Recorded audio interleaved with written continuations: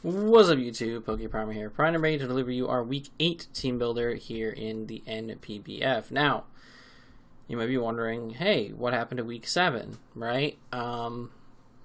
Week 7 never happened because, mainly because of reasons I don't feel like fully disclosing, personally due to legal potential ramifications and whatnot, but the bottom line of it all is, Dave was removed from the league last week.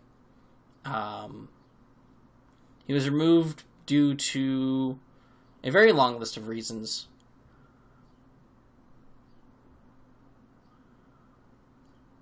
And, he was confronted about a lot of things, and the situation was dealt with, and he has been removed and will never be returning. Simple as that. Really wish it wasn't that way. Really wish it didn't have to be that way. I thought of Dave as a friend, but unfortunately, it's proof that you just can't know everybody on the internet, and that's fine. We took a forfeit win because of that, which is fine. It's not the worst thing in the world. I prefer not to get forfeit wins, but sometimes you just can't help that. So, we're here now against Nate and the Baltimore Honchkrows, and we are facing a rain team. A very, very rainy rain team. It consists of Dracovish, Tangrowth, Politoed, Ludicolo, Aromatisse, Uxie, Pukimuku, Victini, Barrascuda, Shuckle, and a Alolan Dugtrio. So, basically just rain on rain. Obviously, he's got the Dugtrio to deal with electric types that come against his team. Because realistically, if he didn't have the Dugtrio, I could just spam like any electric type move against his team and just kind of win. So smart drafting on his part. He's got some decent bulk with things like Uxie and Aromatisse as well. There's the Shuckle for good hazard support. So that's something on top of it. Obviously, he's got Dracovish in Rain, which is terrifying. Tangrowth in Rain, which is bulky as hell and really hard to break through. Overall, it's just a really bulky, scary team. So, going to be interesting to see how this one goes. I am confident that I can pull out the dub here. So, first one we're bringing this week is going to be a modest Spiky Bird with the Zapdos. We have leftovers with Static. Max special attack, 104 HP, and 152 into our speed. Thunder, Hurricane, Roost, and Sub. Sub is going to be very important in this. Obviously, there's a lot of things on this team I can sub up against, I'm sure. And then if I get behind a sub, especially with the rain up, I just kind of OHKO or 2AKO most things on his team. By being modest, even Alolan Dugtrio does not appreciate a Hurricane because it's very frail. So that's good for us. Very good for us. Not so great for him. And Thunder just kind of neuters his whole Rain Core, rips through it like it's butter. It's tough. It's really tough. He doesn't really have a lot to deal with Zapdos. Just spamming Thunders. Once that Alolan Dugtrio is gone, I just spam Thunder, and there's not much he can do about it. So, yeah, it's pretty straightforward. And then obviously I have Roost for recovery and whatnot. But Thunder and Hurricane just rips his whole team apart, and that's pretty much the entire point of Zapdos. Not much to say with that one. It's pretty straightforward. Zapdos is just got here to fucking destroy, which is great. Next up, we have Derp the Slowbro, fully physically defensive with the Rocky Helmet. The reason we are fully physically defensive with Rocky Helmet is for two reasons. One, potential ban to Victini. We do still live a Bolt Strike from Victini, and obviously get the chip damage off, and plus we can tank V-Creates pretty nicely.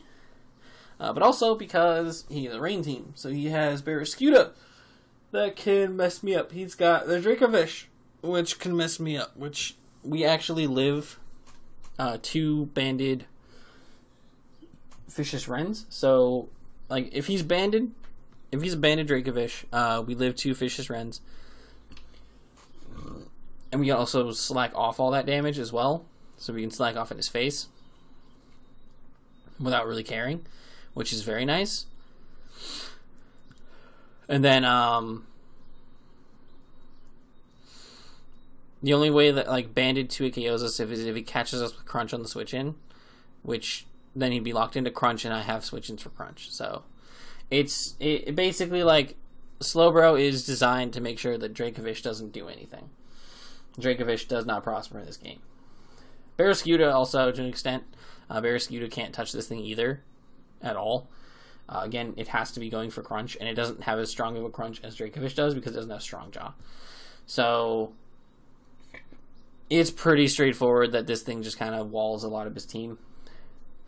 Scald, obviously, just firing off Scalds in the rain is going to get some good chip on everything. Potentially getting some burns on things like the Dracovish as well, which could be nice. Toxic for, like, the Pyukumuku specifically. Pyukumuku and Uxie and stuff like that. Get those whittled down. He might bring Aromatisse for cleric purposes. I don't know if he will or not. I doubt it.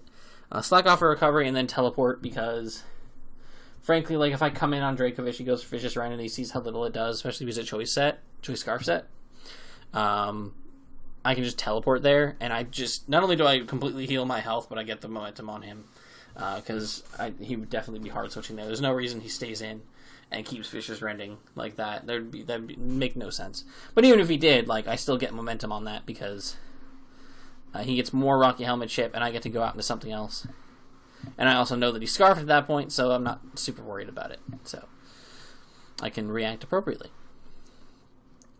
Next up, we have Regizard, the Regidrago, choice scarfed with the Dragon's Maw ability. We are running the full Dragon set this week. Dragon Energy, Draco Meteor, Dragon Pulse, and Dragon Breath. We have enough speed to outpace a max speed Jolly Dracovish, because that's all we really need. And, yeah, max special attack. This thing, I've said it before, and I'll say it again. If you do not have a Fairy type on your team against me, this thing wins.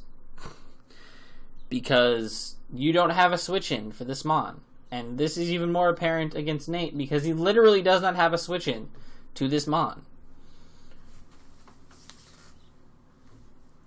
Like, he doesn't. He just doesn't, okay? I'm asking you to trust me. He doesn't have a switch-in to a Choice Scarfed Dragon Energy. I will even calc it right now. The only thing on his team that resists, right? The only thing on his team that resists Dragon moves, okay?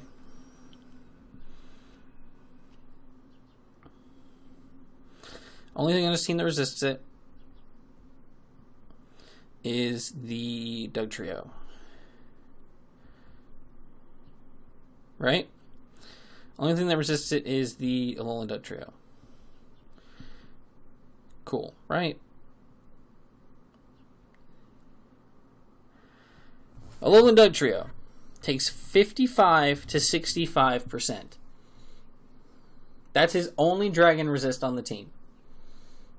55 to 65%. Yeah.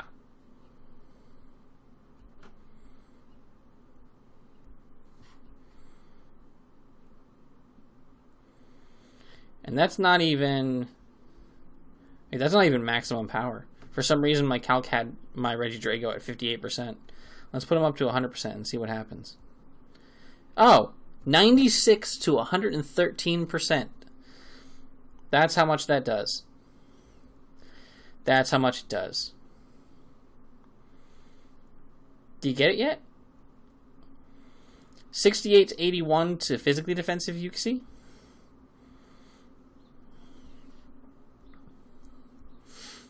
51 to 61.2 to specially defensive Uxie. We still have a guaranteed 2 KO if he's not leftovers. And if he is, there's a very high chance that it's still a guaranteed 2 KO. So, having this thing here forces his Aromatisse I will admit in prep I completely overlooked his Aromatisse, but that's fine. I completely wall the Aromatisse with other mons on the team, so it's not going to worry.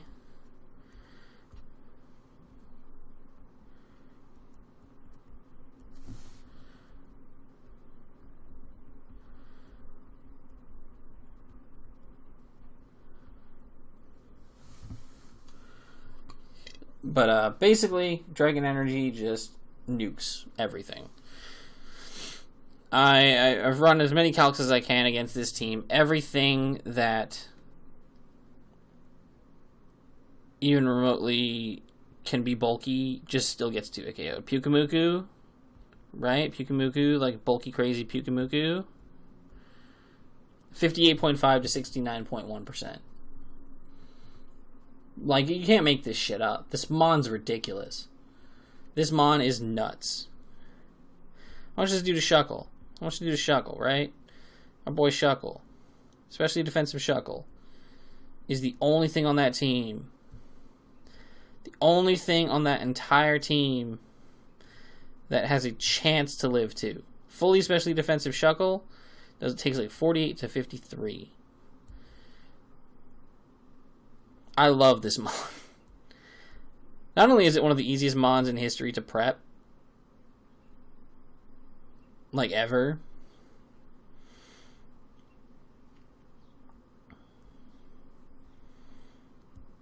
like it's by far the easiest mon to prep with, because, you know, you bring it if minimal fairy presence, or if like very easy to deal with fairy presence, and you click dragon move and you kill things. That's all you do. It's very simple, very straightforward. Love that. So we got Regizard. Great stuff. Next up we have Lost Vein, the Aegislash, fully specially offensive, bulky specially offensive, the Akaberry. If he's gonna have rain, I'm gonna take advantage of his rain. So we have King Shield, Shadow Ball, Flash Cannon, Toxic, modest max special attack, max HP. This thing is not really meant to do too much. This is meant to potentially 1v1 the Victini, using our Akaberry to tank a V-Create or tank a Blue Flare or whatever, and then smack him back with a Shadow Ball, especially once the defenses and stuff drop, so we can do that. We also have the King's Shield to potentially weaken the Dracovish, making switch-ins to Slowbro even easier.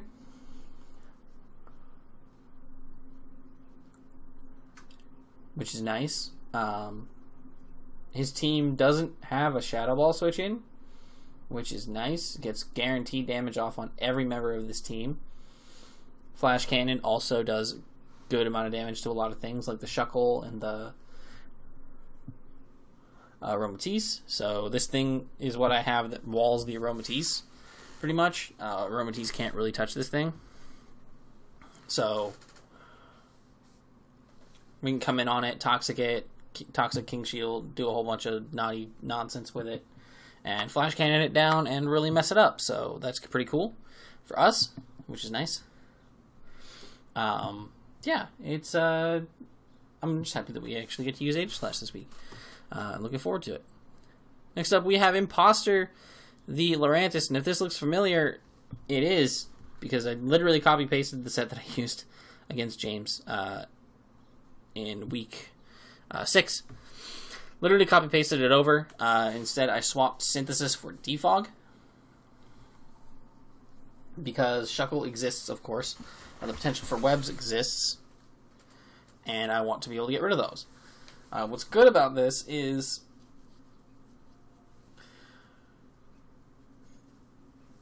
Lurantis is the best defog option for me to have this week, because it allows me to devote the offensive capabilities that Zapdos has in this matchup to it properly, without having to force defog at some points, without having to force defog onto my Sirfetch'd as well, which is very good. And then, plus, if he does get webs up, it just gives me a +1 speed, which is even nicer, because then there's a good chance I can outspeed a lot of his team, at least a good chunk of his team, to get my defog off, which is great. So that's the kind of the goal there. But we do have the superpower Leech Life knockoff as well. Superpower because his team does not appreciate it one bit. Obviously, he does have resists, but it's not that big of a deal. Like his resists, I have things to deal with them, so it is what it is. Leech Life, again, this is how I beat the Ludicolo 1v1. This allows me to beat Ludicolo 1v1. Yachi Berry lets me chew the Ice Beams. And Leech Life actually puts me out of range of a second Ice Beam. Guaranteed, so Ludicolo can't beat me